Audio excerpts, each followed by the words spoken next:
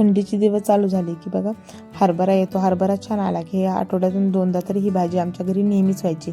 इथे घेतलेला आहे मी ओला हरभरा, शेंगदाणे, हिरवी मिरची, लसण, थोडंसं तेल टाकायचं, कच्चा टोमॅटो चांगलं परतवून घ्यायचं आहे.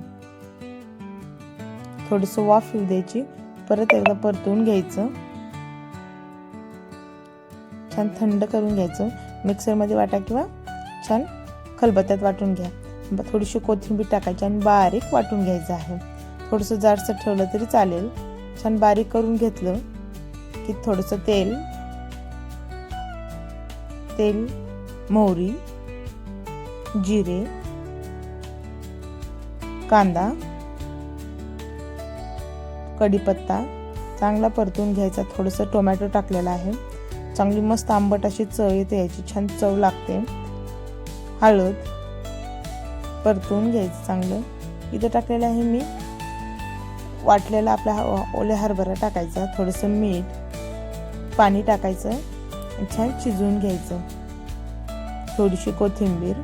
अशी भन्नाट भाजी आपली तयार झालेली आहे बघा. मस्त हिला 10 मिनिटं शिजू द्या.